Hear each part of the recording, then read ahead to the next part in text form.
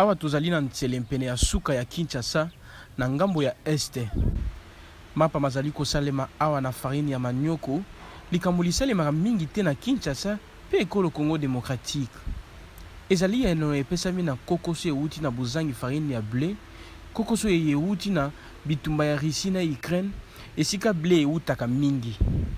Awa na mapa ya manioko mazali maele ya mama Marie-Claire Yanzu. Azali biologiste moléculaire uto mibu mingi pe asala bolukiluki tango molai mpona yango.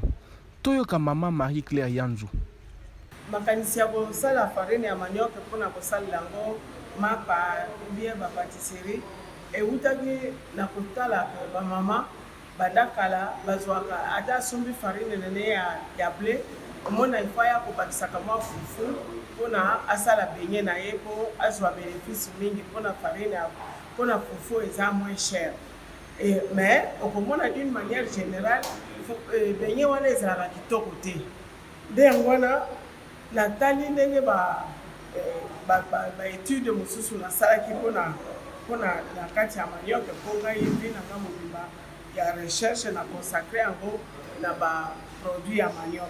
Mikolo mileki mbula matari ekolo Congo démocratique esakolaki ete ezali kokabola farine ya manioko na baboulangerie mpona kopesa eyano na mboka na maematali mapa atako farine ya blé eutaka mingi na Ukraine pe na Russie ezali komonana te mpona bitumba bizali kongala kuna.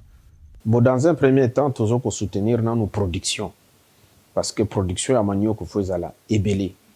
Lelo oyo tolingi to multiplier production ya manioko tozana manioko ebele na RDC pour répondre na besoin ya ba boulangerie na ba pâtisserie.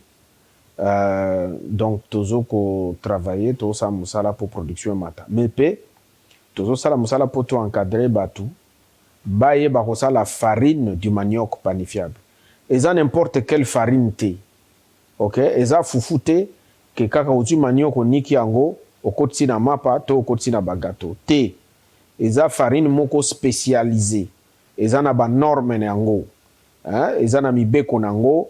Voilà, ba procédé, il faut que ça les a boye. Tout aussi, ça va procéder, wana to banda qui on a 2020. Tout aussi, ça va procéder, wana na ministère et industrie. Kutu semeno to na réunion moko na makambo wana. Mama Marie-Claire Yanzu asi abana kosala mapa na manioko kasi azali na kokoso mingi. Nzokande mikolo mileki, ministre atali industrie na mbula matari ekolo Congo démocratique akitaki na esika mapa maye mazali ko salema pona kotala yango. Mama Marie-Claire Yanzu asengi ete bakonzi ya mboka basunga mingi po ete makoki makosala mapa malonga na ndenge ya se pe makoma na ndenge ya baindustrie.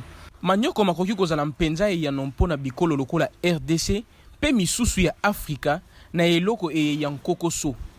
Kasi ekosengela kokomisa yango ya lolenge ya baboulangerie ya minene.